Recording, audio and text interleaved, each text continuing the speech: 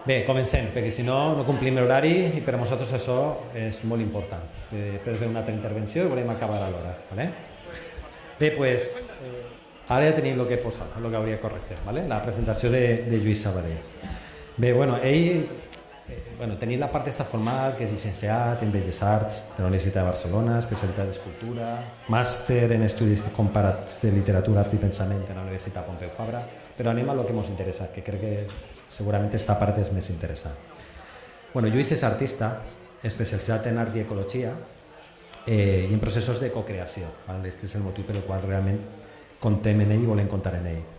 Ara fa 10 anys que va començar a treballar en processos de creació col·lectiva, concretament en l'àmbit d'educació i en la transformació dels patis. Este és el gran element per el qual Lluís està així. Ha escrit una guia de cocreació de patis, de la que s'han venut i descarregat més de 2.000 exemplars. Aquesta guia ha ajudat a moltes escoles a fer processos de cocreació per redissenyar els seus patis. De fet, vos anime a aconseguir-la, perquè està penjada en internet, se pot descarregar online, o sigui que podeu accedir a aquesta, si teniu algun interès, doncs evidentment podeu aconseguir-la. Recentment ha redissenyat el pati de l'Escola Comarcal de Picassent, que és una de les cooperatives del nostre grup, i per cert, per això és el moment que coneguem i el coneguem i per això està així. Creu en la cocreació com una eina per transformar no només els seus espais, sinó també a les persones, fonamental. A les comunitats educatives, també molt important, i a la mateixa societat. Al final tot va una darrere l'altra. L'any 2015 va crear l'editorial Cuscusianes o Cuscusians, en la que dissenya xos d'art, llibres creatius i contes objectes per a totes les edats. Si tu vols contar-lo dels Cuscusians ja t'apalles. És una curiositat, ¿vale? I en tot cas jo ja li dic a ell, perquè la meva intervenció ja té que ser curteta, i que comenci Lluís, d'acord?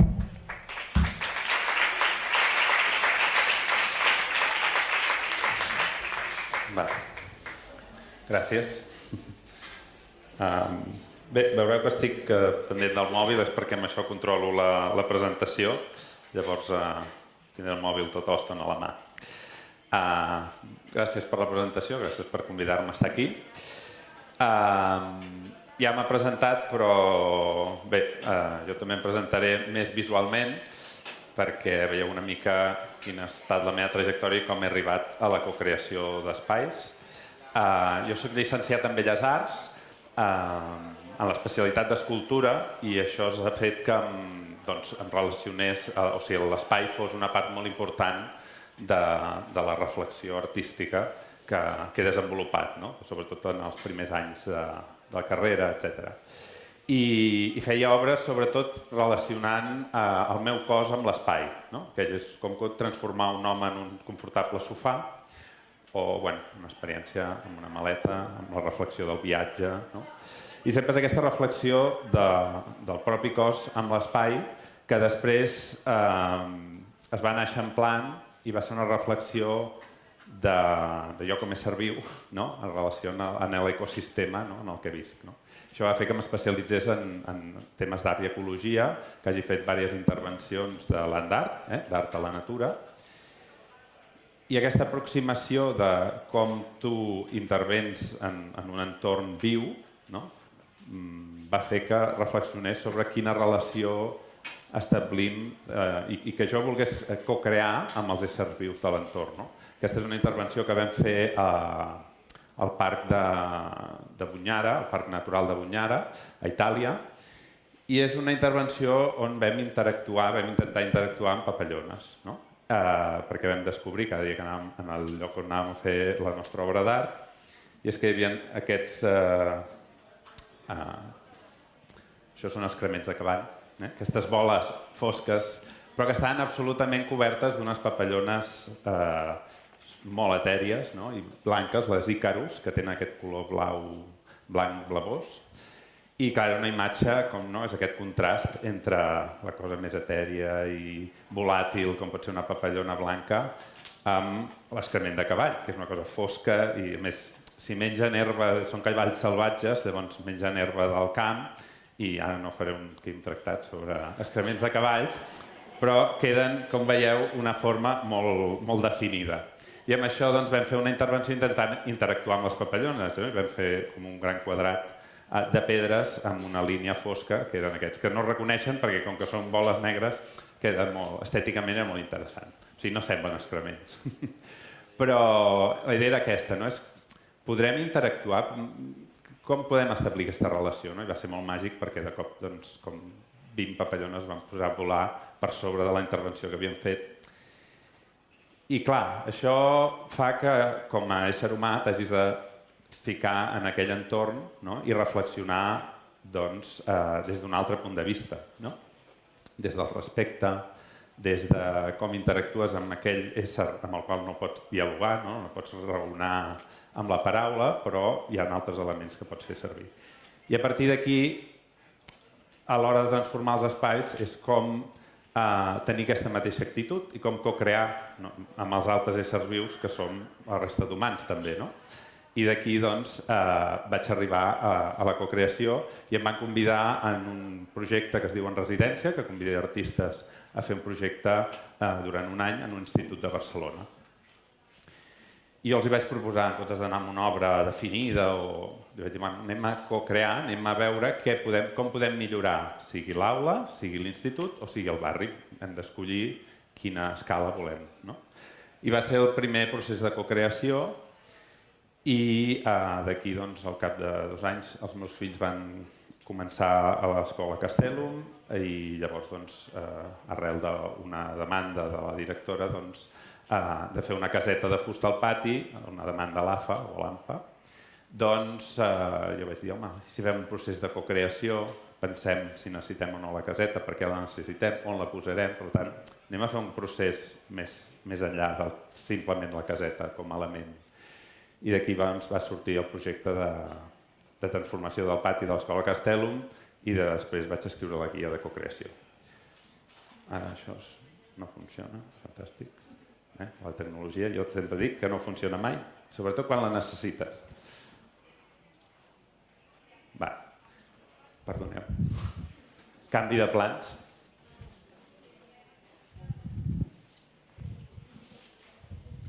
Va.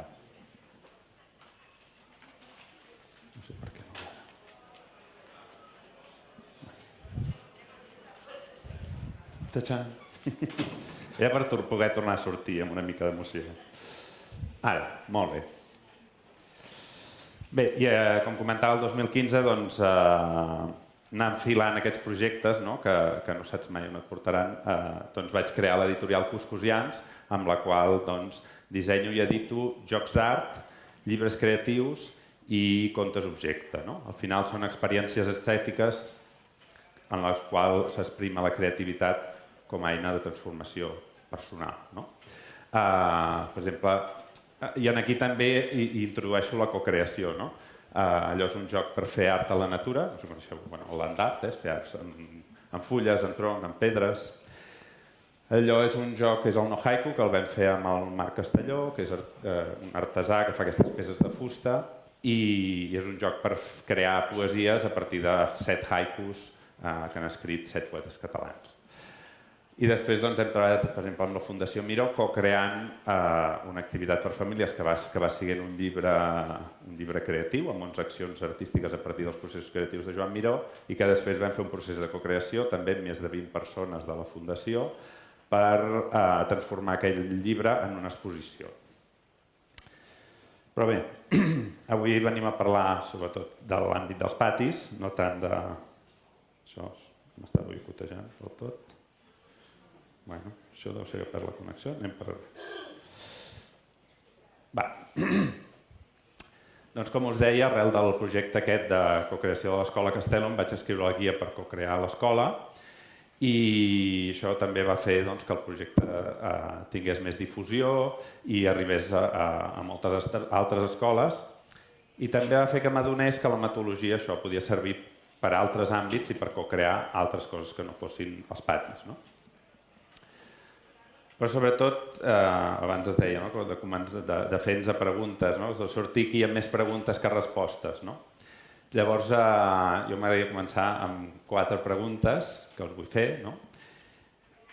Ara sí, pensant en els patis de les nostres escoles i pensar, no sé si heu reflexionat mai, quins són els valors i aprenentatges que transmeten els patis, els espais físics.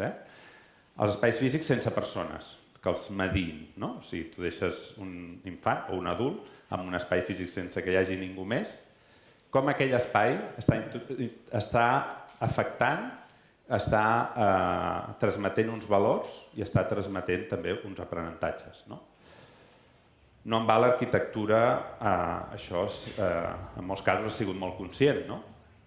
Des de la religió, no?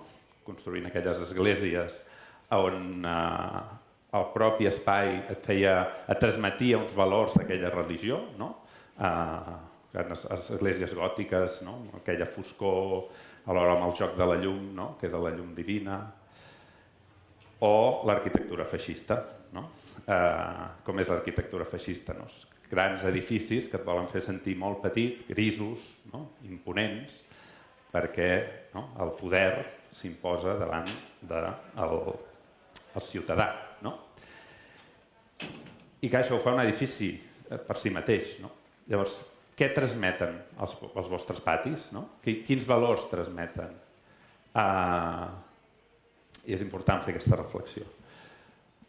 Ara, si ja no va aquest, ja plego, Va. Hi ha com un retard. També, precisament això, hi ha molts patis, no? Quan vas a moltes escoles, no? I trobes allà una gran llosa de ciment. I quins són els valors i els aprenentatges que està transmetent aquell espai, simplement, no? Aquell ciment, què et convida a fer i què no et convida a fer. Què t'està ensenyant o què t'està dient sobre l'actitud que tu has de tenir davant de les coses.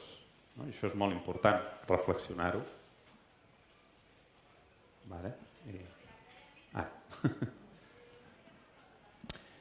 I també pensar en quines estratègies fan servir els alumnes, no? Quan fan servir aquests espais. Quines estratègies que tenen a veure amb els seus propis valors i amb la seva manera de ser i amb la seva manera de jugar. No? I com, de certa manera, hackegen aquests espais, els fan servir d'una manera diferent. Però ara com podem fer que els espais els ajudin, no? A arribar a uns aprenentatges i uns... És una mica frustrant. Vaig amb delay, sembla que vaig amb jet lag. Ara va aquest. Aniré canviant. El va és tenir un pla B. Tot això té a veure amb el currículum ocult. No? Podem no reflexionar sobre aquestes qüestions, per tant els espais seguiran transmetent aquells valors. No? De la manera que està organitzat aquest espai, està transmetent uns valors i una manera d'entendre, entenc que això és un auditori, és un teatre també, però el fet que jo estigui aquí dalt, més aixecat, vosaltres esteu aquí baix, està transmetent uns valors i una manera d'entendre la transmissió de coneixement. Podria ser de moltes altres maneres. I això és important a l'hora de reflexionar els espais que fem servir. Quan dissenyem un pati, el pati hauria de complir unes funcions, si l'analitzem des d'aquest punt de vista de què volem transmetre o què volem que transmetin aquells objectes o aquells dissenys arquitectònics, haurien de contribuir a que l'usuari a contribuir en el seu desenvolupament emocional, en el seu desenvolupament social, també en el seu desenvolupament cognitiu i en el desenvolupament físic. Serien una mica els aspectes que completen una persona, que fan a una persona. Aquests elements es poden construir com elements mòbils, una cadira, una taula mòbil, o es poden construir com elements fixes. Aquesta tarima, això no es pot moure. I alhora poden acabar expressant-se com a espais naturals, podem fer servir els espais naturals com a eina per transmetre això, podem fer espais d'experimentació també, com a eines per transmetre i per ajudar a desenvolupar tots aquests aspectes, espais individuals, són molt importants i moltes vegades no es tenen en compte, i alhora els espais de trobada, els espais de socialització. i els espais actius, no? Aquells espais on hi ha més moviment. I també mirar-se el pati, no? Des d'aquestes velocitats, no? D'estar en un lloc. Tu pots estar tranquil·lament, fent un joc tranquil, pots fer un joc actiu però que et mous però no generes gran moviment, i pot ser un joc molt ràpid i fins i tot un joc molt ràpid on llencis objectes perillosos, com pot ser una pilota de futbol. És important, és que veus, s'ha saltat una diapositiva que pensava. Una altra pregunta que s'ha saltat i que torno enrere, sap greu. Heu pensat mai quants alumnes de la vostra escola, feu el càlcul, perquè és un càlcul que és molt punyent, quants alumnes de la vostra escola juguen a pilota? Generalment a futbol, bàsquet... Sí, feu els càlculs. Quin és el total d'alumnes? Quin tant per cent? I després feu el càlcul de quin tant per cent de l'espai que tenen disponible a l'hora de pati està dedicat a aquests jocs.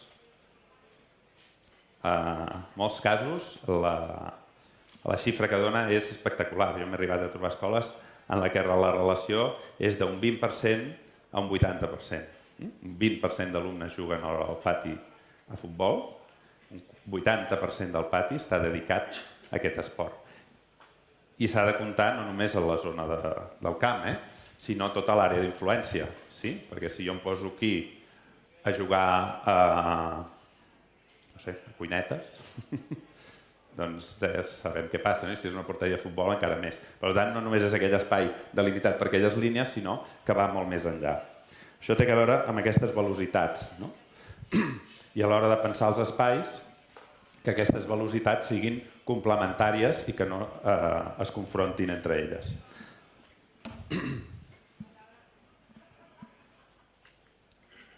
Heu fet el càlcul? Aproximat, A qui li dona que aquest càlcul és més o menys equilibrat? Sí? Algú li dona que és equilibrat? O algú li dona que és molt desproporcionat cap a un costat o cap a l'altre? Heu fet el càlcul o no? 25% d'alumnes? I quina...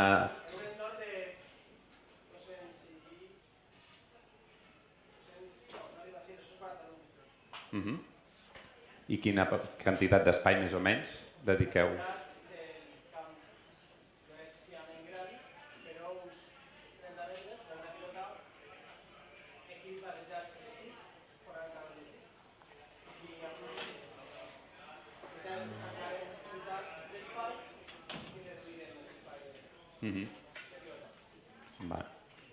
Molt bé. És una manera molt senzilla, que a vegades no fem aquests càlculs i són dades objectives que ens permeten simplement valorar, perquè a vegades ens calen com a arguments de la importància que donem al futbol o als esports dins del pati. Això són dades objectives, i si volem ser mínimament justos, aquestes xifres haurien d'estar equilibrades. I després pot ser que les equilibrem nosaltres, o sigui que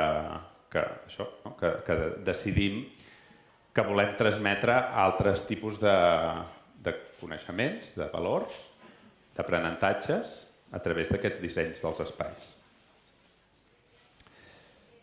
Aquest enviaré demanda, perquè aquest no va i aquest tampoc. Molt bé. Ja no en tinc més, demando. Se'm acaben els gadgets.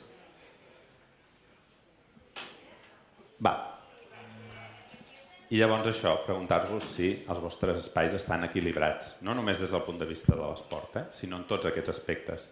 Els vostres patis tenen en compte tots aquests àmbits? Com els treballen? Els treballen? Els heu arribat a plantejar? Els heu arribat a reflexionar si els patis compleixen alguna d'aquestes funcions? Perquè al final, un pati, qualsevol espai, però un pati especialment, el pati ideal seria la suma de tots aquests patis i uns quants més. Perquè en el mateix espai físic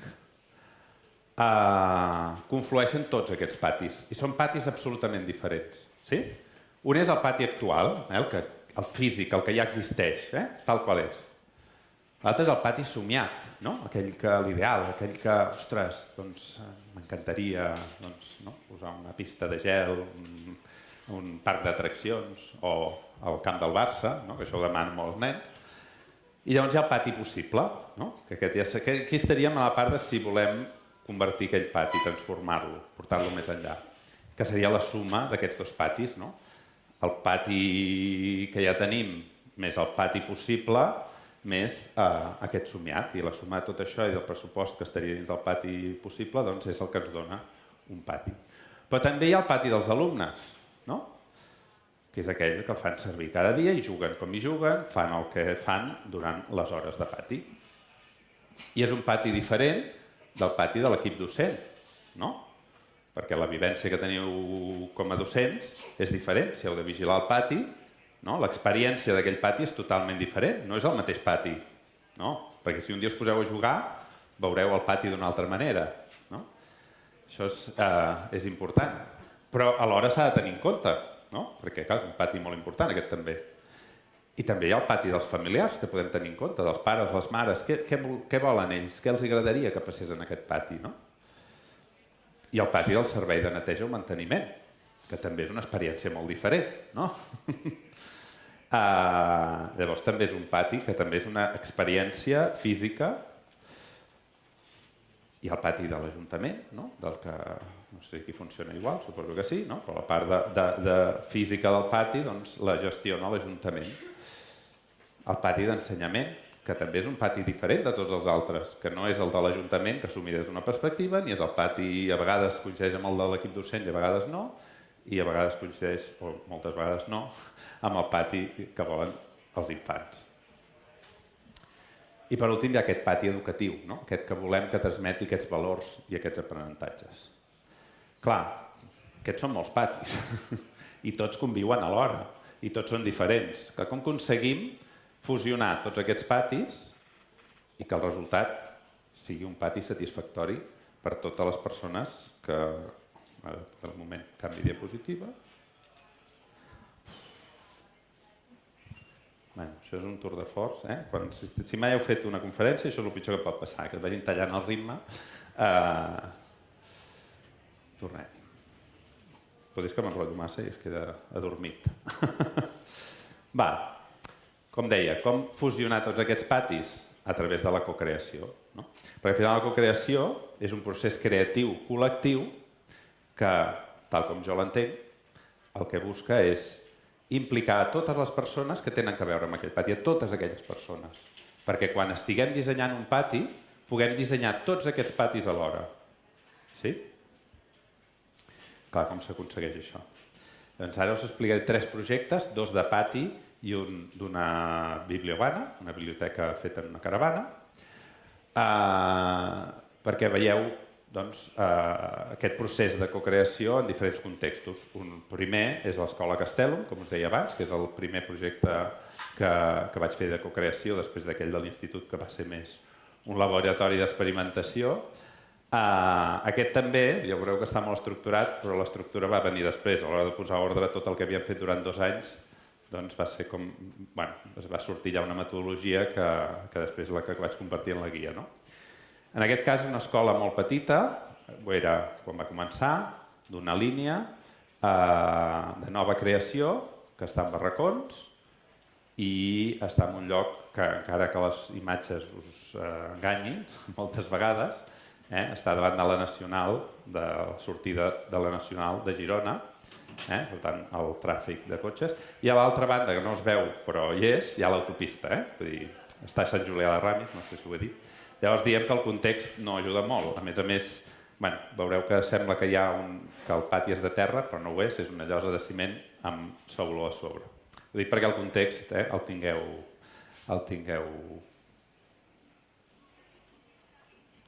Molt bé, tornem. Va. I ara, això n'hi ha molt ràpid, són 7 minuts de vídeo que aniré explicant. Primer hem de fer un planning de quan volíem que durés el procés i ens vam planificar 6 mesos, va acabar sent 2 anys, però en un sentit positiu va ser aquest canvi. Vam començar amb una fase de conèixer tot el que té a veure amb el pati, observant els infants jugar, però també preguntant a les famílies, preguntant als infants com seria aquell pati somiat. Ara estem en el somni, el camp de futbol, el camp del Barça, pista de patinatge, També vam preguntar a les famílies i a les mestres quin era el seu pati recordat, el de la infantesa, el pati com és l'actual, que li millorarien i com seria l'ideal. I a través d'aquestes postals, unes enquestes, etc., doncs vam estar preguntant. I de tota aquesta informació en vam treure conceptes claus, que van ser enfilar-se, amagar-se, ombres, objectes i vegetació. Eren els temes que tota la informació que teníem anaven al voltant d'ells. També vam estar recollint tot de patis inspiradors, més de 300 imatges que els propis alumnes després van seleccionar les que els agradaven més. I després vam fer tot un treball de comunicació del projecte, perquè clar, amb això hi havia canvis de curs, feien activitats dins de l'escola que algunes persones no ho sabien, per tant havíem de comunicar molt bé el projecte. I vam fer la primera sessió de cocreació, en la qual vam estar treballant a partir dels 5 temes que us havia dit abans. Cada comissió hi havia mestres, alguns infants i famílies, sobretot, i també vam demanar a les famílies quins materials, quins coneixements i quines habilitats podien aportar en el procés, que va ser molt útil a l'hora de construir.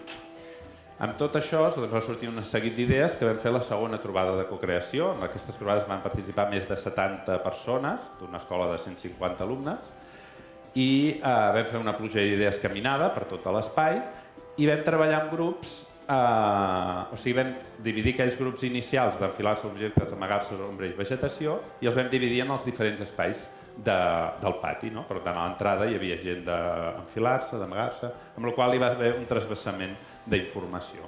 I d'aquí van sortir unes propostes ja d'intervenció en el pati que es van anar treballant amb equips de treball, també sempre amb equip de mestres, famílies, i llavors es va fer també un equip de reporters que fes el seguiment del projecte i vam començar a fer els prototips i la fase de construcció. Aquí he ajuntat, però a nivell de temps eren moments diferents.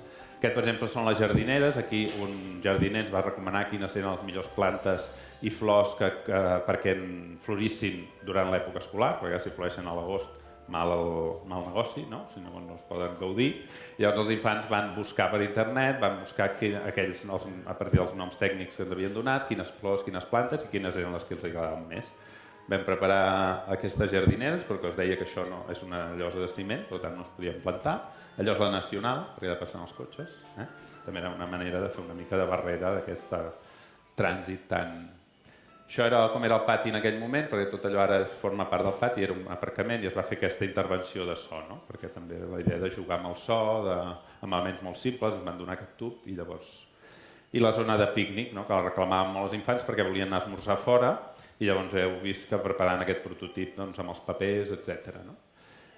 I aquest és el projecte original de la caseta de fusta, que és el que us deia que ens havien encomanat a l'AFA i que va ser el projecte inicial del projecte de pati. Aquí fent una prova amb el prototip, se'n van donar llavors l'hort i llavors se'n van donar compte que no podien veure l'hort des de dintre la caseta i llavors van demanar que féssim uns forats.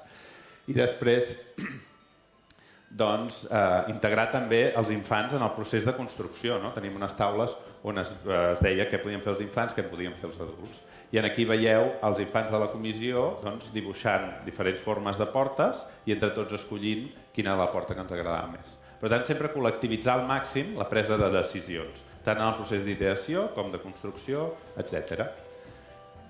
I llavors, si us hi fixeu, cada intervenció té a veure amb algun dels elements, o amb diversos dels elements, d'enfilar-se, amagar-se, objectes, ombres, vegetació. I per això els diversos objectes i elements també que creessin un joc, això és una sínia musical, que tenia uns tubs que quan el feia rodar feia aquest so de clon, clon, clon, clon. Llavors era també generar aquest moviment cinètic, o sigui, aquest element cinètic que generés so. I aquesta és la intervenció amb salsa viu, que és per fer estructures. Aquí també tot el tema del replantejament. Primer vam dir, no, els iglús seran de 2 metres. Després quan ho vam fer en paper vam veure que allà no hi cabia res i vam ampliar fins a 4 metres, els iglús originals. I llavors aquí l'Ajuntament ens va facilitar tot el que era logística, més que diners, perquè és un ajuntament molt petit, ens va facilitar materials i logística. I això és tot el procés també de construcció amb famílies, amb mestres, amb infants, de plantar aquest salze, que tot diuen que quan plantes això al cap de 3 mesos estarà verd Tu dius, vale, tenim un bon això de màrqueting, però no ens ho creiem ni de boig, i a més va nevar aquell any, i va ser com, això ja és el final del Salts a Viu. Però no, el Salts a Viu va viure, i això era al cap de 4 mesos, que estava absolutament esplendorós, i que dona un element, això, no?, de joc, d'amagar-se, d'enfilar-se, enfilar-se en aquest cas, no?, d'ombres, no?, de vegetació, i aquí, doncs, una part molt important dels processos de cocreació, no?, que és la part de celebrar, no? Com comparteixes l'èxit, celebres l'èxit compartit d'aquest projecte, no? Que s'ha fet amb moltes persones, etc. No? I després a gaudir el pati, evidentment.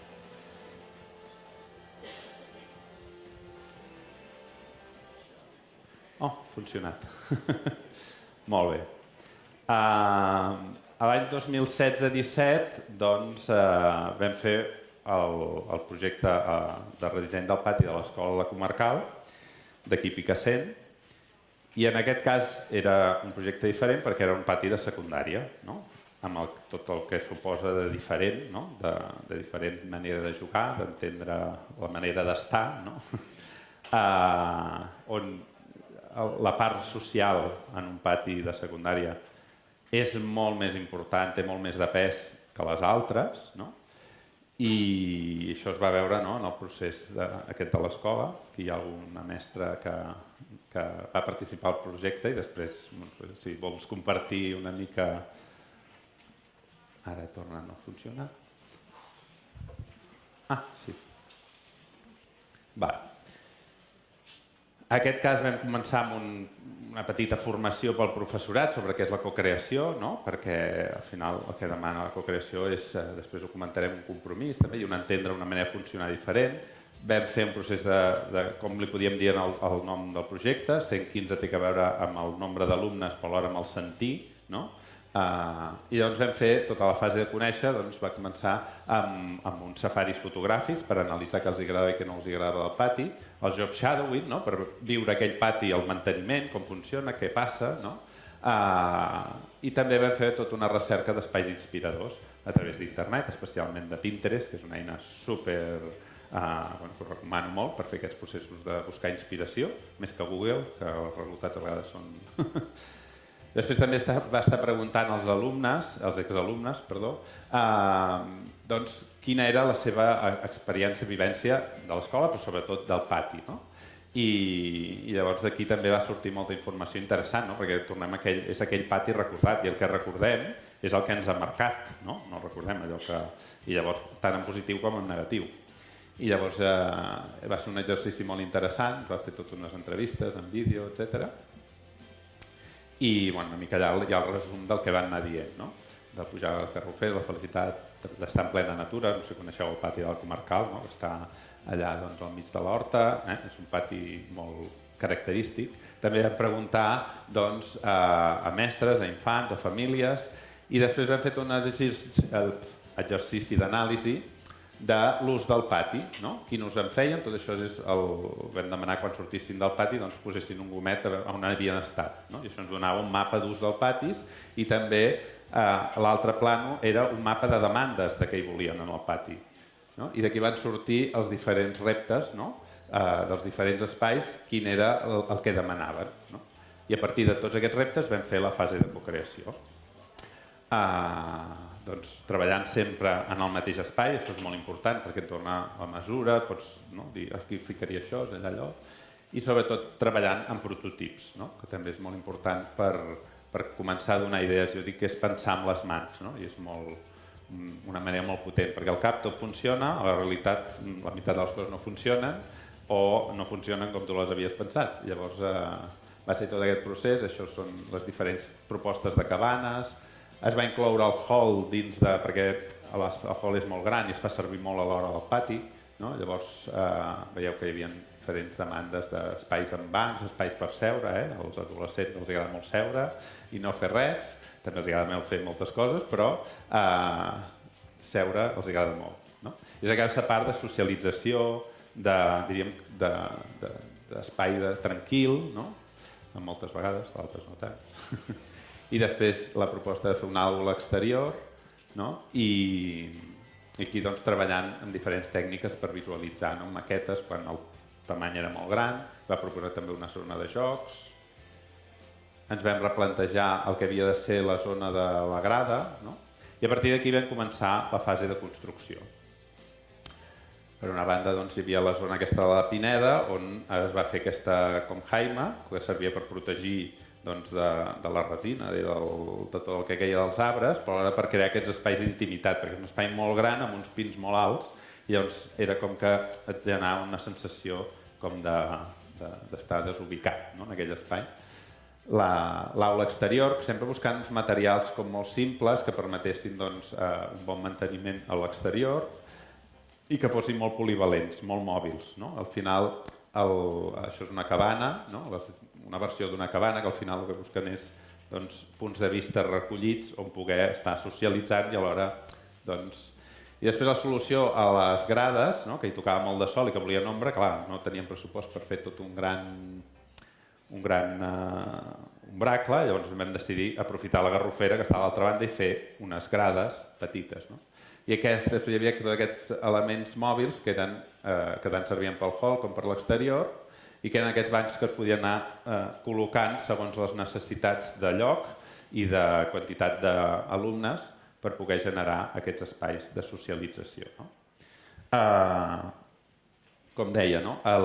Com en aquest projecte es veia la importància de la socialització, no? I d'aquest element com central en aquests patis que evidentment hi ha una transició, no? El que vèiem era, per una banda hi havia aquesta demanda de les cabanes, no? I d'aquest joc més infantil, no? I després hi havia com aquests altres elements, no? Més de socialització, no? Que conviuen aquestes dues realitats d'uns infants que són preadolescents moltes vegades, o fins i tot encara no, alguns no tant, i que el joc encara és molt present, i aquest on la relació és molt diferent. Ara, si tenim sort. Va, si teniu algun dubte, alguna cosa, enmig del vídeo no m'ho pregunteu, perquè si no passarà tot el vídeo i no us podré explicar, però...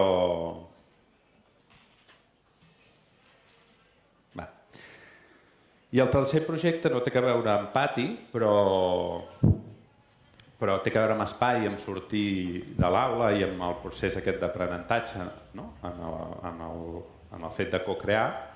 I l'he volgut posar perquè crec que també il·lustra doncs, com aprofitar aquests processos de co-creació, que evidentment sempre hi ha aquest procés d'aprenentatge, però que en aquest cas doncs, vam fer tota una investigació al voltant de la lectura, de què vol dir la lectura, de què és una biblioteca, de què és una caravana, de com posar una biblioteca en una caravana, tots aquests temes.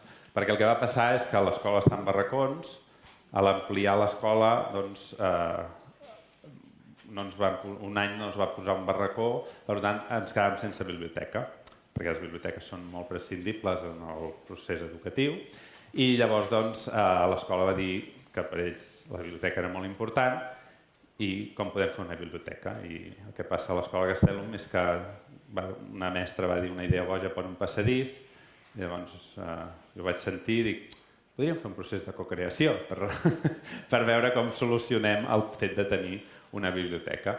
I llavors aquí vam iniciar tot un projecte que no només ha acabat en un espai, no diem biblioteca perquè no és una biblioteca, però és un espai de foment de la lectura, sinó que a més ha acabat en tot un procés de cocreació d'un llibre que explicava aquest procés, però que alhora era un conte que explicava la història de la caravana. No? I amb aquesta excusa el que fèiem era treballar la lectura, però també l'escriptura, la il·lustració, tot el que té a veure amb aquests temes. Ara he tingut sort. Val. Doncs això, vam veure aquest moment de crisi i va ser com... Vam estar tot el procés de buscar la caravana, no la trobàvem tal, fins que ens va trucar d'un càmping, que ens en regalaven una, vam veure el cel i llavors vam dir, vinga, va.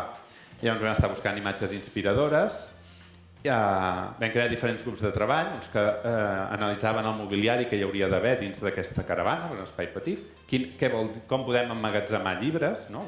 Se suposa que una biblioteca està d'emmagatzemar llibres, com podem crear una il·luminació natural i jugar amb la il·luminació natural, sempre amb el prototip, etc. Com jugar amb la il·luminació artificial també per explicar històries, sempre relacionant això amb la lectura, amb l'experiència, amb explicar contes. Un grup exclusiu de claraboies, perquè la caravana té unes claraboies. quines activitats interiors podíem fer, no? Amb aquell espai que tenim, què podem fer? Llavors vam fer un prototip de l'espai i llavors veure si podem llegir, quants infants, quants no, etc. I, home, una part molt important, l'entrada, no? Aquesta decoració interior i l'entrada, com vulguem que sigui aquesta entrada. I llavors ens vam reunir tota l'escola, vam compartir cada grup de treball el que havia fet i a partir d'aquí vam començar a fer uns prototips de cada una de les intervencions. En aquest cas vam treballar més, l'altre va ser una investigació prèvia i la ideació la vam fer directament a partir d'aquells temes. Això va ser l'arribada de la caravana, que va sigut un dels moments més emocionants de la meva vida. A més, venia plena de llibres perquè la treballadora del càmping li agradava tant el projecte que va donar tot de llibres dels seus fills, vull dir que va ser tots plorant allà, els alumnes cridant, va ser emocionantíssim. I llavors tot el procés de transformació de la caravana, en un espai habitable, però que a més fos un espai que donés lloc en el pati. El vam pintar exteriorment amb pintura de pissarra perquè poguessin fer dibuixos, intervenir-hi, i llavors la caravana també va ser un moment de la inauguració molt interessant. I aquí experimentant amb la tallerista que treballa en temes de creativitat, etc. I les primeres activitats d'explicar contes, etc. I llavors el que ens vam inventar va ser com podem generar a partir d'aquí, explicar la història de la caravana i ens vam inventar una història. Llavors cada un dels membres de la comissió va escollir un objecte, el va posar en una caixa i els vam dir als infants que havíem trobat una caixa misteriosa amb tot d'objectes. I ells havien de descobrir què era, un caset, clar, un caset, imagina't. Hi havia un caset, una foto antiga d'un nen suposadament volador, llavors hi havia una carta antiga escrita. I a partir d'aquests objectes ells van començar a lucubrar quina podia haver sigut la història que hi havia un diccionari d'italià, i van estar creant històries a partir d'uns grups treballant el procés que havien fet per arribar a la bibliovana i l'altre es creaven històries a partir d'aquells objectes que havien anat sorgint. Es va fer un taller d'escriptura creativa amb una de les mares que és bibliotecària, la Rat, i hi havia el grup d'escriptors i el grup d'il·lustradors, que llavors treballaven amb la tallerista. I a partir dels textos, de tota la informació que havia sortit, li vam estar donant forma i al final l'objecte que va quedar va ser un conte que explicava la història de la caravana, que havia estat a París i a Austràlia i amb una cantant d'òpera i totes les possibilitats que una caravana podia haver viscut durant tots aquells... I tot el fil conductor era que la idea que la caravana l'anaven regalant. Com que nosaltres ens l'havien regalat, doncs el que la feia servir, quan acabava la seva vida útil, la cantant d'òpera li regalava algú altre i aquella caravana podia continuar vivint experiències per tot el món.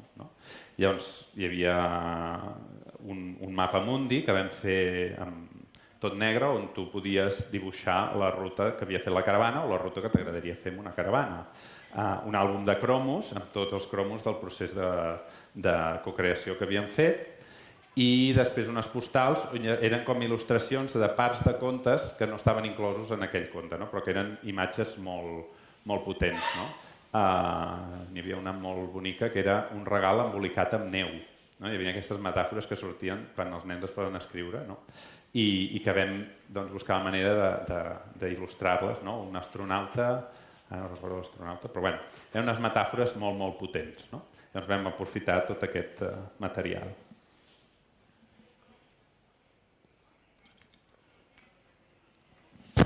Ups, perdó. Ara m'he carregat jo el so, va bé? Va, com anem de temps? Molt bé. No sé si teniu alguna pregunta fins ara, si algun dubte, alguna inquietud, No? Molt bé, segueixo. De la mateixa manera que ens hem de plantejar quins valors i aprenentatges es vinculen als espais que dissenyem o que fem servir, no cal haver-los dissenyat un mateix, és important veure quins són els valors i aprenentatges que comporta la cocreació, perquè és una manera diferent de gestionar un procés creatiu, de relacionar-se també amb el nostre entorn i amb les coses que fem servir cada dia i darrere d'aquesta manera diferent de fer hi ha uns valors, hi ha uns aprenentatges també. El primer i obvi i evident, no? És que estem fent un procés de co-creació, el que es fomenta és la creativitat, no? Però la creativitat de tots, no només dels infants, sinó dels adults també, que moltes vegades diuen no, jo no sóc creatiu, jo no sé treballar amb les mans, no? I llavors agafen, els dones 4 cartrons i bueno, es tornen bojos i comencen i són els més creatius de tots, no? Jo sempre dic que tots som creatius, perquè la creativitat és una cosa innata a l'ésser humà, si no fossin creatius ja ens hauríem mort, perquè al final has de ser creatiu per decidir com vas d'aquí, no? I el que falta és les eines i els llenguatges per expressar aquesta creativitat, que són coses diferents. I el que perdem com a adults són les eines i els llenguatges per expressar la creativitat, no la creativitat. Perquè això és innat. No? Una altra cosa és que tu et permetis expressar aquesta creativitat. El valor de l'escolta, no? Quan tu estàs creant amb algú altre, i això té a veure també amb el que explicava a l'inici, no? De quan un està creant a la natura, no? Amb els éssers vius, tu has d'escoltar, has de mirar, has d'estar obert. I només des de l'obertura i l'escolta nosaltres ens en vam donar compte d'allò que estava passant, no? Aquells excrements amb aquelles papallones, i a partir d'allà vam escoltar també com s'hi relacionava i per tant vam poder establir aquella connexió, no? Amb aquelles papallones i que interactuessin amb l'obra d'art que havíem creat. L'escolta és molt important en aquell cas i quan tu estàs en un procés de cocreació. Has de respectar tots els altres patis, perquè si no, no podrem fer aquell pati ideal. Per tant, l'escolta és una part molt important. I el respecte, evidentment. El respecte cap a les decisions, cap a les necessitats de l'altre, etc. No? Sense això no es pot cocrear. No? És bàsic. També el treball en equip, no? És evident. No? Quan tu estàs cocreant, estàs ideant en equip, però també i ho estàs fent també com a comunitat, no? O sigui, estàs convertint a tota la comunitat educativa en un equip. I això és una eina superpotent de transformació no només dels patis, sinó de la societat, perquè amb aquestes transformes els infants, transformes els mestres i les mestres, transformes a les famílies, transformes a les institucions, perquè arrel dels moviments de transformació de patis, mica en mica, però les institucions estan canviant la visió i la relació, no? Amb els patis. Per tant, aquest treball en equip no només és en petit, sinó que és molt, molt gran, no? Pot arribar a ser molt gran. El treball de les múltiples intel·ligències. Quan tu estàs fent un procés de cocreació, has de passar per tots els tipus d'intel·ligències. No? Hi ha una part analítica primera que dèiem de la fase de conèixer, no? És veure què està passant, com analitzo la realitat, com medeixo el pati, quan medeix, quin ús estem fent, com traiem informació de tota aquesta informació.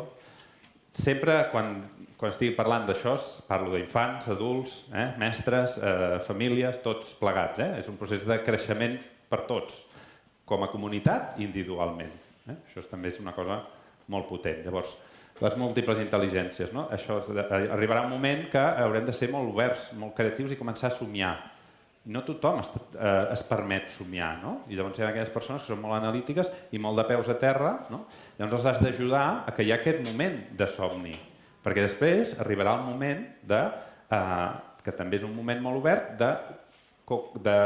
d'idear, no? Noves solucions. Però aquesta vegada sí que aquestes noves solucions ja són amb uns criteris determinats. Quan hem somiat sense límits de pressupost, sense límits espaials, sense límits de cap tipus. Quan ideem, ja ho fem amb uns límits, que són els de la realitat. Mira, tenim aquest pati que medeix 500 metres quadrats, com podem fer això i això que volem? Val? Llavors, aquí ja comença a haver-hi una part més de discriminació crítica. Però quan hem fet aquesta pluja d'idees, que és molt oberta, hem d'analitzar aquestes idees i seleccionar-les. Per tant, torna a haver-hi aquest element crític i de valoració. I després, evidentment, ho hem de construir. Per tant, hem de calcular, hem de prendre mides, hem de fer pressupostos, etc. I a veure si tot això encaixa amb la realitat de pressupost que tenim, de l'espai que tenim, etc. Per tant, a cada persona se'ns dona bé una cosa diferent. Hi ha els que, divideixo el món, els que si tu els dius que t'expliquin una cosa, alguns t'ho ficaran en un quadre Excel i els altres amb un altre element, que pot ser un Word o pot ser... No? Llavors, hi ha els que tot ho posen en quadres Excel. A mi en quadre Excel em costa molt per explicar les coses, fins i tot quan són temes d'economia. Llavors, necessitem algun altre tipus de llenguatge per explicar qualsevol cosa. Hi ha que són molt analítics, hi ha que són molt creatius, n'hi ha que són... Cada persona és un món. El bo d'un procés de cocreació és que si tu obres les portes durant tot aquest procés, dones cabuda a tot això. I el que és més analític, home, l'has d'ajudar a obrir la seva ment, però has de saber aprofitar també la seva capacitat d'anàlisi, el que sap molt bé de números. I això fa que un trobi el seu lloc. Per tant, pugui expressar els seus potencials personals. Pugui donar el millor de si en cada moment. I això és molt important també per la realització personal.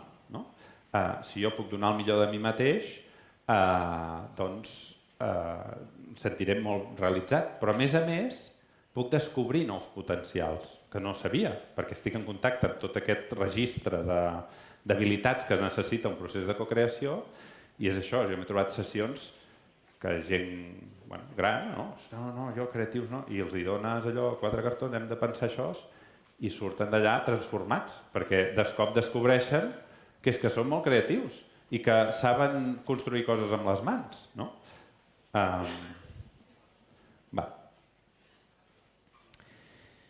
Hi ha una part molt important, que té a veure amb, com us deia abans, com ens relacionem amb el nostre entorn. Un procés de cocreació el que implica és que et dona molt poder, perquè pot venir algú i decidir redissenyar aquesta sala i ve el director de l'escola i contracta un dissenyador i dissenya o pot fer un procés de cocreació. I què implica un procés de cocreació? És cedir el poder. Tu pots cedir a un dissenyador o pots cedir a tota la comunitat educativa o a totes les persones que han de fer servir aquesta sala. Per tant, els estàs cedint un poder. I això, pel que el rep, implica també una gran responsabilitat, com deia Spiderman. Un gran poder implica una gran responsabilitat, perquè ja no és la sala de l'altre que l'ha dissenyat un altre i per tant a mi no em serveix i que malament que ho ha fet o que bé, ja és la meva sala, és la nostra sala. I això és un canvi social molt important. I que a més és un poder que jo crec que al llarg del segle XX hem volgut delegar en les institucions. Abans, quan un volia el carrer net de casa seva, cada un s'escombrava el seu tros. Però arriba un moment en què vam dir ara ho ha de gestionar l'Ajuntament. I ara si ens trobem al mig del carrer que ha passat un gos amb necessitats fisiològiques, doncs què fem? Ens queixem de l'Ajuntament, que no neteja, el veí, el no sé què... Però al final, per què? Perquè hem cedit la responsabilitat i hem cedit el poder sobre aquell espai. Jo ja no puc decidir què faig amb l'espai públic, ni quan es neteja, ni com. Ho decideix un altre, que és el que el gestiona. Jo crec que ara, des de recentment, hi ha un moviment que sembla que intentem tornar a recuperar aquest poder sobre les decisions públiques o les decisions de qualsevol tipus. I també sobre com volem les nostres escoles. Per tant, implica també que personalment recuperem aquest poder, però alhora tinguem la responsabilitat sobre aquests espais. Sempre explico una anècdota, que és que quan vam fer els salts a viu tots estàvem molt preocupats, perquè no nasqués i quan floreixin les primeres fulles, que els nens no els arrenquin, i llavors vam fer la comissió mateixa que havia fet el salsa, per la part dels infants, doncs van fer les normes d'ús d'aquell espai i van decidir que no hi entrarien caixes de plàstic que tenim en el tal i què es podia fer i què no es podia fer i els hi van explicar a la resta de companys. Però l'any següent van venir alumnes noves i nous i una nena se li va acudir trencar una fulla de l'estructura de salsa. Us imagineu qui va anar a dir-li que allò no es feia i per què no es feia? Els propis infants, perquè no era el salsa que havien decidit les mestres o els pares fer, no, era el salsa que havíem fet entre tots, que havíem decidit entre tots i que havíem construït entre tots. Era el nostre salsa.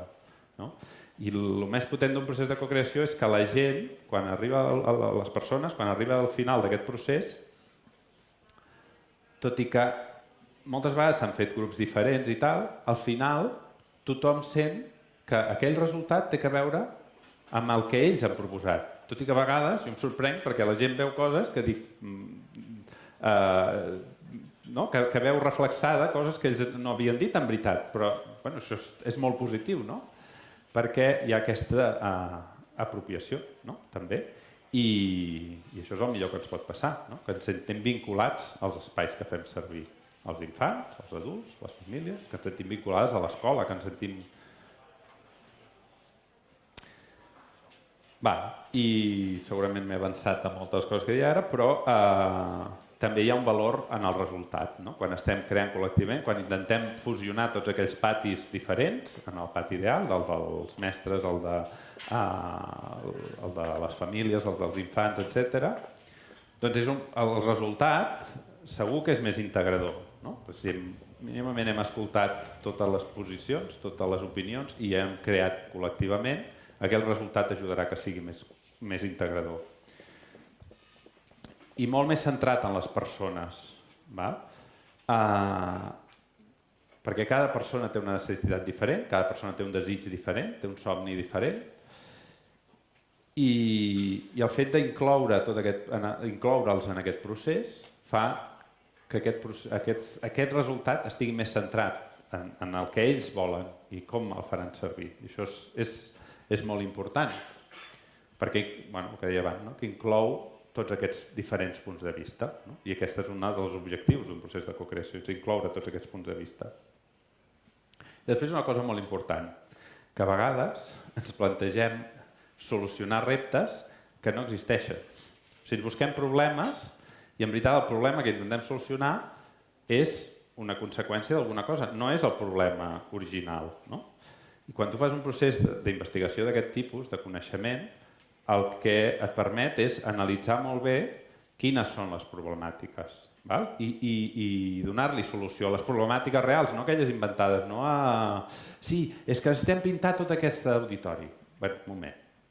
Llavors pensem a fer un procés de cocreació de com pintarem aquest auditori, perquè li hem de donar vida. Bé, un moment, a veure. El problema, o sigui, la solució és pintar o veritablement li podem donar vida d'una altra manera. Per què no té vida? O sigui que en té, era un exemple genèric, però com podem millorar-lo? I potser ens surt que les solucions no tenen res a veure amb pintar, no? Llavors, cal ser molt conscients de què volem cocrear, no? I de que el que estem cocreant veritablement és el problema al que el volem donar solució.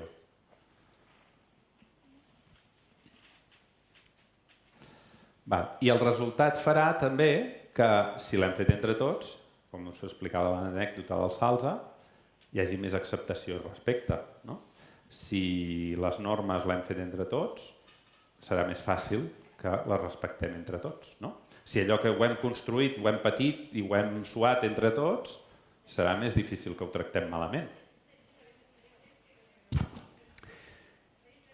I llavors, la idea del consens orgànic va sortir perquè arrel de fer xerrades i formacions i tal, sempre em pregunten i com heu gestionat el desacord? I pensava, ostres, en 2 anys no hem hagut de gestionar el desacord, però clar, pensava, això és que tu has idealitzat el procés, no?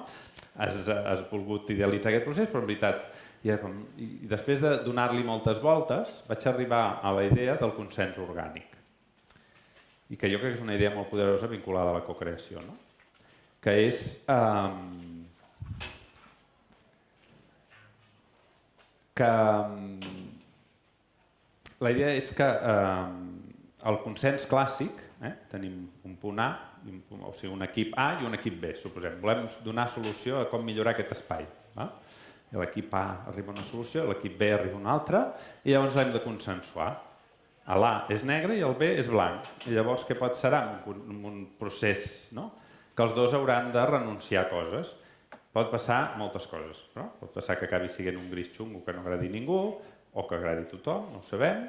Pot ser que sigui més negre que blanc, més blanc que negre, però sempre es parteix des de la pèrdua, no? Des de la renúncia. Jo tinc una idea i d'aquí he de tirar enrere. En canvi, en un procés de cocreació, tots anem avançant cap a un resultat. No?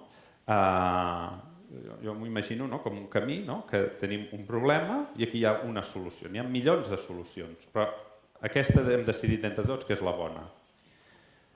Aquest procés no és lineal, és molt caòtic, fas així, així, així. Però al final, si tu fas un bon procés, una bona fase de conèixer, el que estàs fent és, de totes aquestes possibles solucions, nosaltres ens vam centrar en 5 àmbits de treball, que eren enfilar-se, amagar-se, objectes, vegetació i ombres. Sí? En el pati podíem haver fet el que volguéssim, però vam analitzar i vam dir, val, aquests són els temes que nosaltres hem detectat que són els importants. Per tant, totes les idees que tenen a veure amb l'altre ja no compten. Sí? Per tant, després anem avançant i proposem unes idees i tal, i decidim que aquestes sí, aquestes no, per pressupost, pel que sigui. Per tant, hem tancat més aquest ventall. Sí? I aquest procés l'hem anat fent junts. Per tant, aquest avançament l'hem fet junts. Hem fet un consens orgànic. Hem consensuat petites coses. És molt més fàcil que ens posem d'acord amb si hem de pintar amb brotxa o amb rodillo que si hem de posar-nos d'acord amb si tota la sala s'ha de color verd o s'ha de color negre. Sí? Perquè llavors sí que és quan hi ha aquest confrontament. No? I si es dona en aquella petita decisió, és petit. Per tant, la renúncia, si és que algú ha de renunciar, és petita. Per tant, aquest consens és molt més fàcil de que es produeixi. Per tant, és molt més fàcil que no hi hagin aquesta confrontació. No? I això fa que sigui molt més fàcil el procés. Llavors vaig arribar a aquesta conclusió, que era aquest consens orgànic, que és molt... I ja posant-nos a més de peus a terra i temes metodològics, vaig desenvolupar una metodologia per poder fer aquests processos. Vaig fer aquest acrònim, que és com el punt de partida. Les 4 fases, les heu vist en els vídeos, la de conèixer, la de cocrear, conèixer tot el que té a veure amb el nostre repte, cocrear solucions, aquell repte, coconstruir-les i celebrar, fer aquesta celebració de l'èxit convertit. Però abans de res, jo demano que això es tingui en compte. I si no es dona això, no podem començar un procés de cocreació. Primer hem de definir els objectius. Què volem cocrear? Podem cocrear el que vulguem, perquè al final és una metodologia creativa que servirà per cocrear la bibliobana, un conte, el nou pla d'estudis o el pati de l'escola. Volem cocrear el pati. Molt bé. Qui són totes les persones que tenen a veure amb aquell repte? No ens en podem deixar cap, perquè si ens en deixem, evidentment, en perfils, vull dir que no són noms, poden ser noms i cognoms o poden ser els alumnes, els mestres, sí? Però hem de llistar-los, perquè hem de crear l'entorn perquè aquestes persones puguin crear col·lectivament. Sí? I això és molt important, perquè aquest entorn serà diferent en cada cas. No és el mateix cocrear amb un nen de 3 anys que amb un avi de 80. No és el mateix cocrear amb un enginyer aeronàutic que amb un mestre d'escola o dependrà de què estiguem cocreant. Llavors, l'entorn serà diferent. Hi ha escoles que volen fer un procés en 3 mesos, n'hi ha escoles que el volen fer en 2 anys, n'hi ha escoles que tenen millor relació amb les famílies, n'hi ha que menys, n'hi ha que tenen un sistema de comunicació molt ben estructurat i n'hi ha que no. Per tant, aquest entorn dependrà de cada context.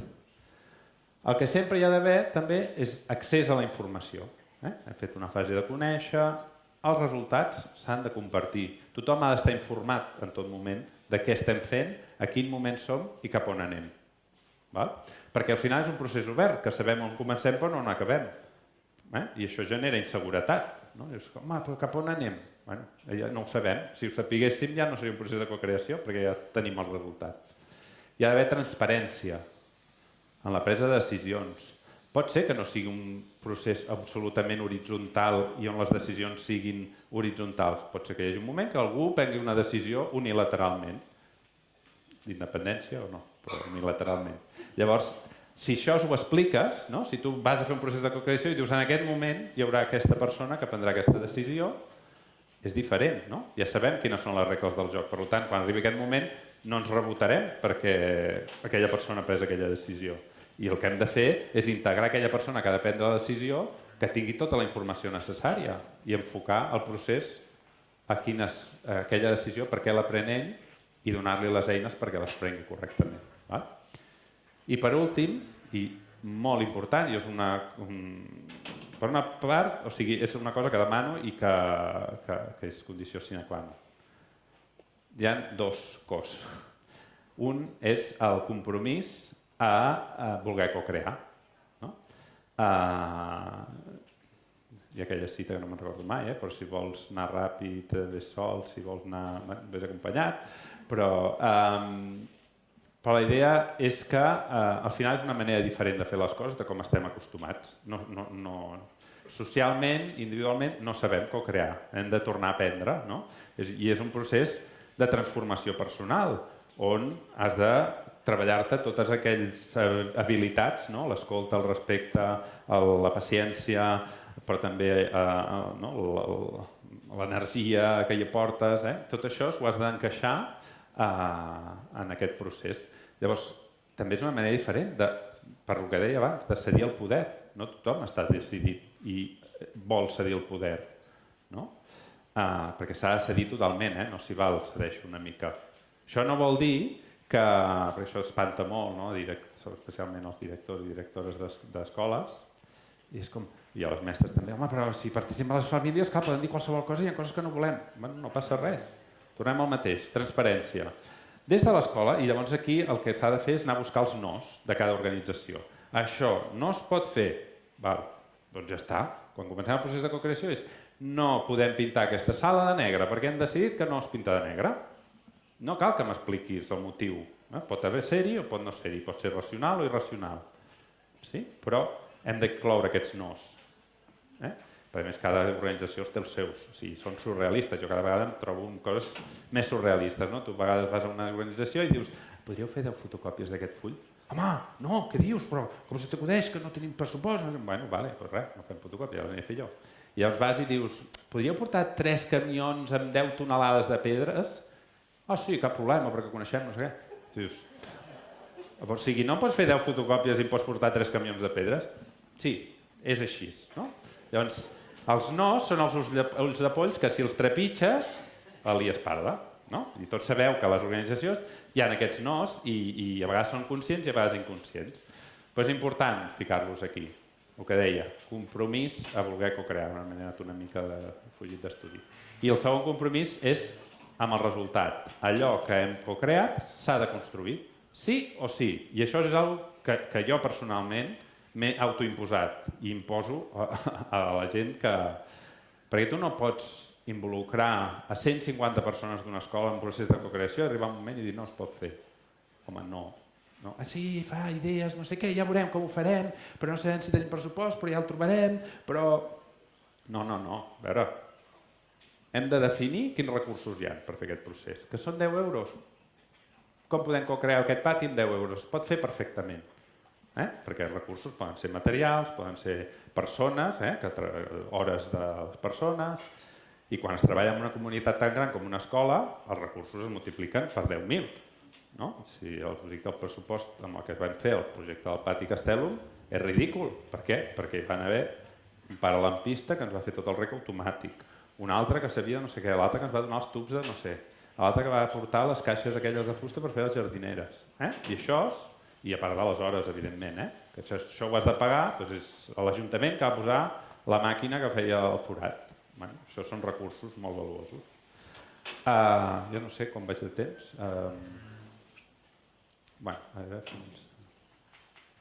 Estic allargant molt, no? Bàsicament, això, el compromís amb el resultat, compromís. I després m'ha anat sorgint com... Això són totes les ensopegades que he fet en tots els processos de co-creació que he fet. Llavors vaig decidir fer-me una guia de consells pràctics per poder no tornar-hi caure i ajudar a persones que vulguin fer un procés de co-creació a no caure en aquests paranys que té qualsevol procés de co-creació. No entraré aquí perquè ja... Voldreu fer alguna pregunta? Què preferiu? Que fiqui una mica aquí? Voleu fer alguna pregunta? Voleu parlar d'algun cas concret que us agradaria? No voleu dir res?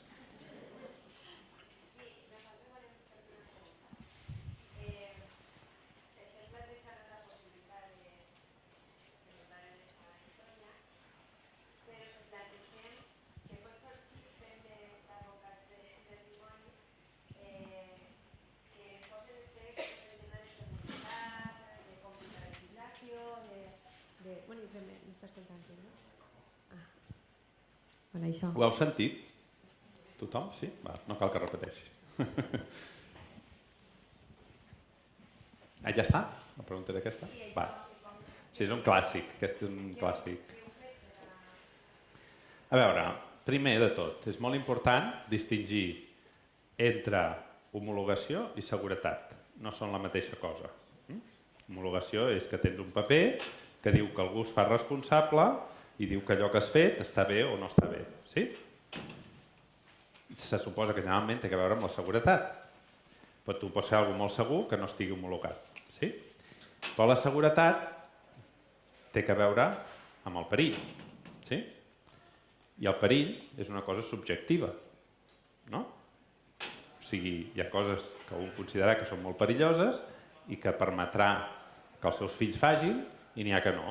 No sé si coneixeu el llibre aquest de 50 coses peligroses que hacer con tus hijos. Us el recomano. És un exercici molt interessant que al final el que et confronta és fins on tu vols protegir el teu fill, que no li passin les coses dolentes, i fins on li dones les eines perquè, encara que li passin aquelles coses, ell tingui les eines per... I després, evidentment, hi ha una perillositat objectiva. Clar, si fiques una cosa de 5 metres, si cau es pot fer molt mal. Sí. Però hi ha una zona grisa que no està tan clara. I aquesta zona grisa... Llavors, aquí hi ha moltes maneres d'enfocar el projecte. I és una qüestió de qui assumeix la responsabilitat. Pot ser que sigui l'Ajuntament, que et permeti fer unes coses altres i digui, val, jo em responsabilitzo. Pot ser que t'hagis de buscar algú que com a enginyer que et validi allò que estàs fent, o pot ser que des de direcció diguin jo assumeixo que el que estem fent, no? I llavors d'aquí pots escollir on et situes, o també dependrà del context, hi ha vegades que no t'ho deixen fer, que sí. Llavors, no hi ha una fórmula, tot depèn del context, de l'entorn que deia abans. Ho heu de parlar molt bé, com a mínim els decisors, i establir també el que dèiem, els límits, els sís, els nos, què volem, què no volem. Jo parteixo de la base que tothom el que vol és que, jo com a pare, el que vull és que els meus fills estiguin segurs. Però és veritat que jo, el meu marge de seguretat segurament és molt més ampli que el d'una altra persona, perquè abans poder ser així, després d'haver fet el llibre de 50 pel·lícules, intentar ampliar una mica, llavors és trobar aquest punt mig. Però no hi ha una fórmula. Alguna pregunta més? Sobre algú que vulgui fer, alguna cosa metodològica, algun dubte sobre els projectes? No? Què fem? Ho deixem aquí?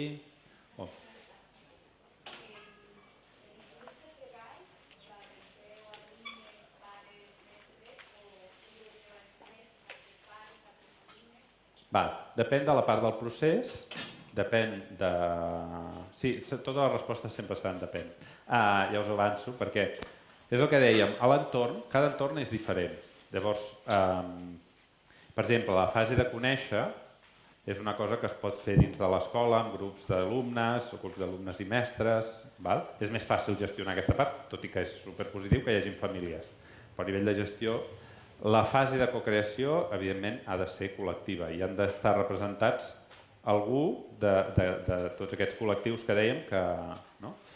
Llavors, dependrà de si és una sessió de cocreació, sí que hi haurien de ser al màxim, o O sigui, com a mínim una persona de cada un d'aquells col·lectius i el màxim de persones. A la fase de conèixer no tant, i a la de prototipar, construir, clar, construir depèn també del que es vagi a construir, doncs es pot fer més col·lectivament, a vegades facilita més, o hi ha coses que són molt tècniques i llavors sempre, o sigui, l'objectiu és que, o sigui, és desmentir una cosa, i és que en un procés de cocreació no tothom ha de participar en tot, sinó que tothom ha de poder participar en tot, que és molt diferent. Val? Llavors vol dir que sempre heu de tenir les portes obertes, al màxim, les portes obertes de qualsevol acció de cocreació que feu. Però a vegades venen 5 pares, en venen 3, tot està bé, perquè al final si tu sumes la participació en totes les activitats que has fet, veuràs que els números aquests que a vegades deies, ostres, que aquí han vingut 20 persones i això és un fracàs, perquè a l'escola en són 400. Bueno, però vine a la sessió de conèixer 1, a la 2, a la 3, després a la sessió de cocreació en venen 40. I si sumes tot això, sí? Llavors, sempre al màxim obert, que tothom pugui participar, buscar la manera perquè puguin participar en tot. Però després, sí? Llavors s'ha de trobar aquest equilibri entre quan li demanes a les famílies, o quan li demanes als mestres, no? I aquí també hi ha un equilibri, no? Depèn de la relació de l'escola amb les famílies, depèn d'on estàs ubicat, clar, no? Vull dir que l'escola de Sant Julià de Ramis, a més d'ubicació està, bueno, mig del poble no vull dir, perquè Sant Julià de Ramis és una cosa molt rara, que té 2 nuclis i 2 ajuntaments, una cosa molt rara, però sí que diríem que l'entorn de família està molt a prop, que la comarcal, no? És una altra història, llavors la relació que estableixes és molt diferent, clar. No hi ha una fórmula màgica, hi ha uns criteris de dir, sí?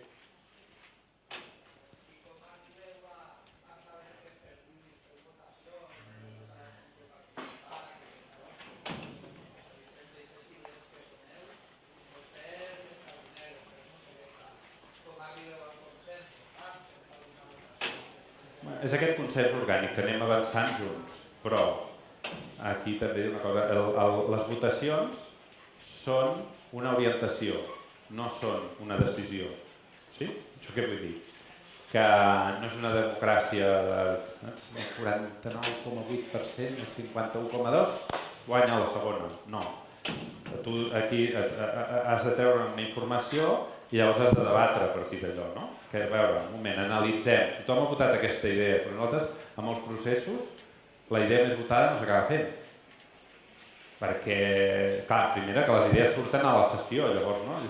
Evidentment, es van fent com check-ins, diria, que van orientant. O sigui, tu no has de desenvolupar mai tant una idea com perquè arribi aquell moment que després l'hagis de desfer. No, o sigui, abans, nosaltres fem una pluja d'idees, compartim.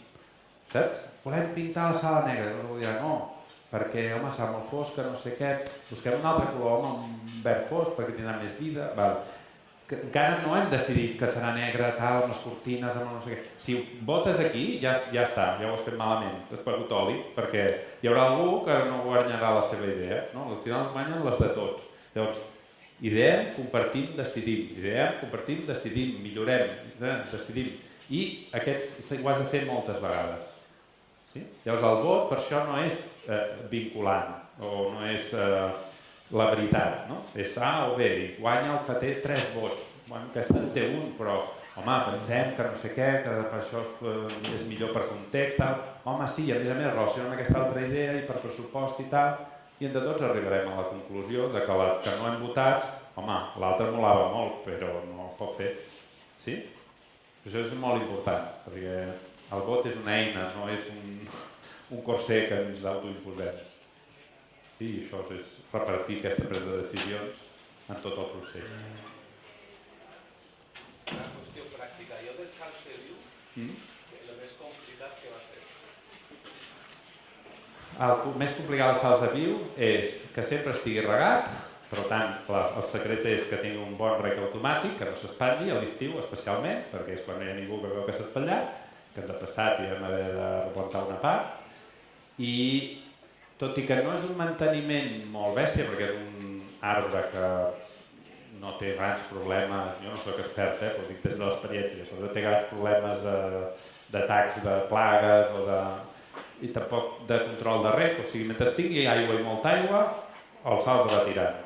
Si no té aigua, llavors és quan has pifiat. I llavors el manteniment és perquè, clar, creix molt. I com que creix molt, si vols mantenir la forma, l'has d'anar trenant, i això no és molta feina, però feina de jardineria. Llavors, clar, hi ha moltes branques, si deixes podar, hi ha moltes per podar. Llavors, en el cas del Castell hi ha una comissió d'infants, allà té un sistema funcional diferent, però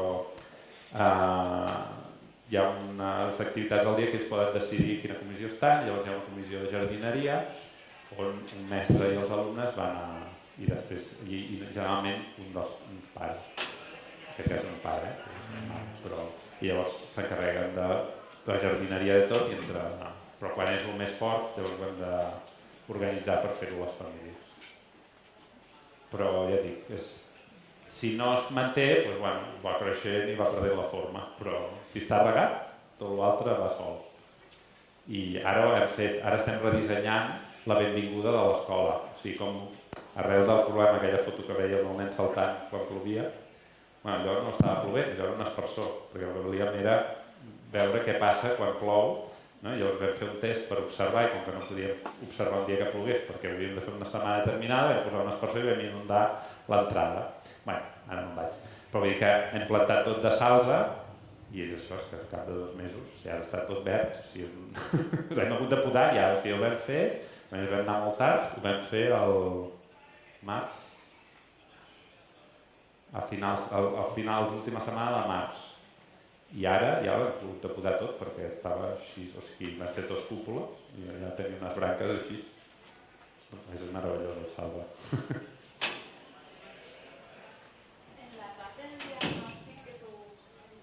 Sí. Heu tingut en compte qüestions de gènere? Aquestes escoles que jo crec que ja estem molt en compte que tenim pati però moltes escoles públiques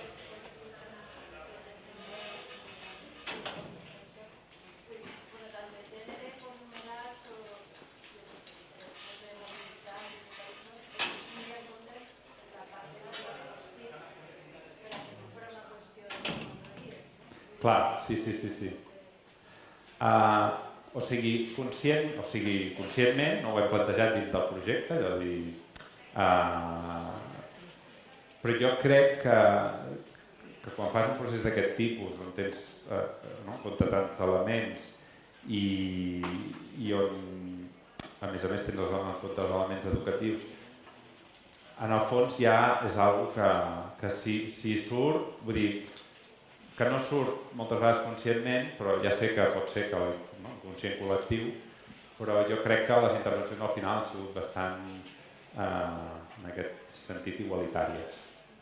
Però sí que és veritat que jo no he fet aquest treball conscientment, però al final també depèn de la problemàtica que hi hagi en el pati. Si això és un dels temes importants, llavors has de centrar la fase de conèixer com analitzes aquest aspecte o incloure-ho. Sí que és veritat que ha sortit alguna guia sobre temes de pati i igualtat i sí que tenia pensat això, mirar com introduir-ho a la metodologia, però encara no ho he tractat. Sí? Alguna pregunta més? Doncs fins aquí, moltes gràcies.